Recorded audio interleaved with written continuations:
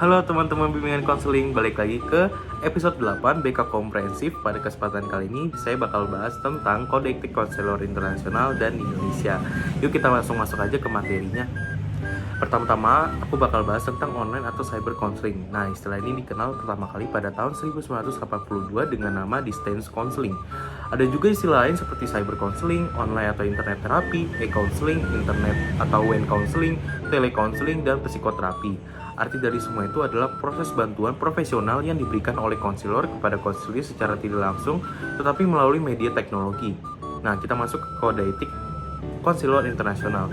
Di dalam ACA, American Counseling Association, Code of Ethics Section H, page 17 tentang Distance Counseling Technology and Social Media dinyatakan bahwa konselor wajib melakukan upaya untuk melindungi kerahasiaan klien dan menjaga etika profesional. Dalam hal knowledge dan kompetensi konselor yang dilibatkan dalam konseling jarak jauh wajib mengembangkan pengetahuan dan keterampilan terkait pertimbangan teknis, etika, dan hukum misalnya dengan mengikuti kursus tambahan.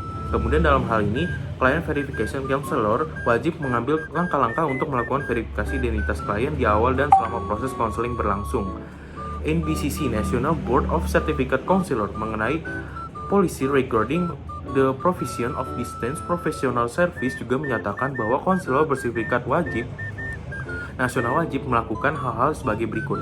Pertama, memberikan informasi kepada klien tujuan, sasaran, prosedur, batasan, potensi, risiko, dan manfaat layanan yang diberikan. Yang kedua, memberikan informasi tentang hak dan tanggung jawab yang sesuai dengan layanan jarak jauh. Yang ketiga, menginformasikan terkait tantangan yang mungkin terjadi saat berkomunikasi melalui jarak jauh, termasuk privasi dan kerahasiaan klien. Yang keempat, menghindari penggunaan sumber media sosial publik untuk memberikan informasi rahasia.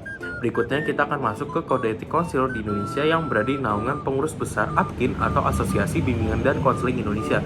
Nah, aku bakal bahas tentang pelanggaran dan sanksinya. Nah, teman-teman, konselor itu wajib memperhatikan apa yang seharusnya dilakukan yang tidak boleh dilakukan, baik itu secara umum dengan konseling, lembaga kerja, rekan, dan organisasi profesi. Yang pertama, pelanggaran umum. Salah satunya melakukan tindakan pidana yang mencemarkan nama baik profesi dan bimbingan konseling. Yang kedua, pelanggaran terhadap konseli. Membuka rahasia konseli kepada orang lain yang tidak terkait kepentingan konseli, serta melakukan perbuatan asusila yang merugikan konseli. Yang ketiga, pelanggaran terkait lembaga kerja, melakukan tindak kesalahan terhadap lembaga yang berkenaan dengan tanggung jawabnya sebagai konselor yang bekerja di lembaga yang dimaksudkan. Yang keempat, pelanggaran terhadap rekan sejawat, melakukan tindakan yang menimbulkan konflik antar rekan konselor, penghinaan dan sikap arogan. Yang kelima, pelanggaran terhadap organisasi profesi, tidak mengikuti kebijakan dan aturan yang telah ditetapkan oleh organisasi profesi dan mencemarkan nama baik profesi dan organisasinya. Kemudian, sanksi terkait pelanggaran tersebut dapat berupa yang pertama, teguran secara lisan dan tertulis, yang kedua, peringatan keras secara tertulis, yang ketiga, pencabutan keanggotaan APKIN, yang keempat, pencabutan lisensi izin praktik mandiri.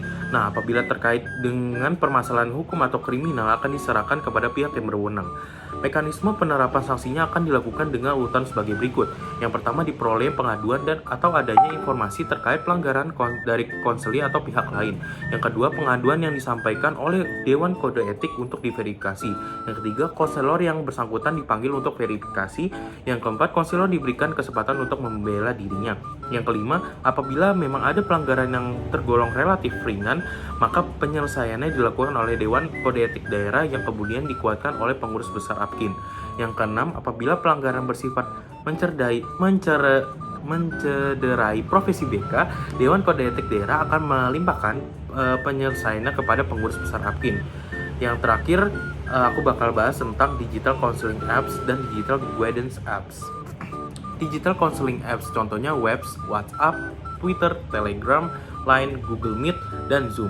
Sementara digital guidance apps contohnya yaitu Mentimeter, Prezi, Quizzes, Padlet, Canva, Kahoot, Nearpod. Sekian penjelasan materi dari saya. Semoga materi ini bisa menambah wawasan teman-teman dan menambah ilmu teman-teman. Sekian dari saya, terima kasih.